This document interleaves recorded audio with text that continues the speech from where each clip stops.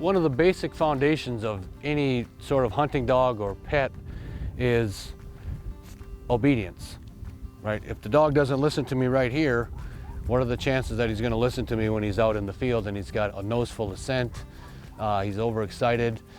So basically what we like to focus on is a good, strong obedience foundation. One of the issues that we see a lot with dogs when they come out here is people are talking to them too much. So what we try to instill in people when they're working with their dog and trying to teach it obedience is just to be quiet, right? A dog is very good at avoiding situations that made it uncomfortable or put it in danger. So if you can just be quiet and let the dog sort of absorb the reactions from his actions or her actions, you'll just get a lot further. You'll get a dog that isn't, I always tell people the first one to talk is the loser, kind of like in sales. So if I give the dog a correction and I start talking to him and apologizing to him because I feel bad about it, what happens is now I've done that to him, right? So he gets anxious around me. So just by being quiet, it lets the dog sort of absorb everything and to figure out how to avoid putting itself in that situation again.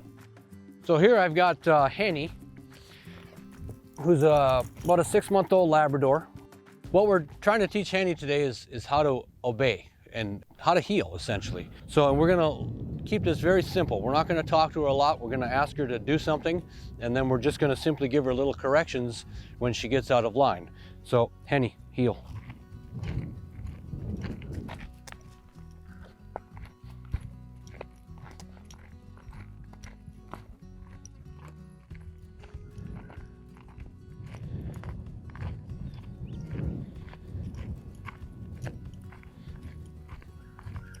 I like to use a choker chain when I teach young dogs, and then we move to a British style slip lead, which doesn't make any noise.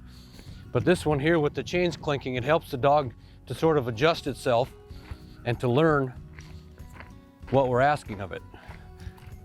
You can see I haven't asked this dog to heel one time other than when we first started walking.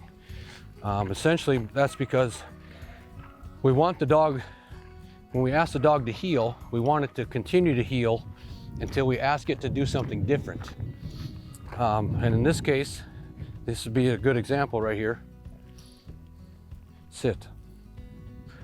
Now we expect the dog to stay sitting until we ask it to do something else, which is going to be heel.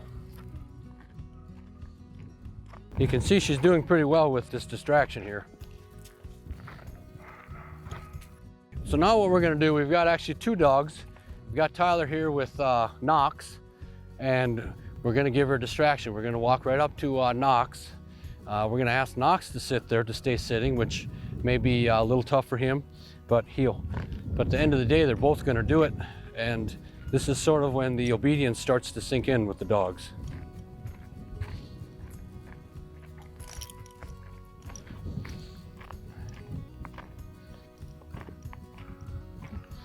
Good. Good. Now that was good. We don't talk to him much, but once she makes a good decision, and instead of lunging for that other dog, she makes the right decision and sort of stays close to us. You can see she's a little apprehensive. She's not quite sure, but at the end of the day, she made a good decision. And from here, it'll only get easier.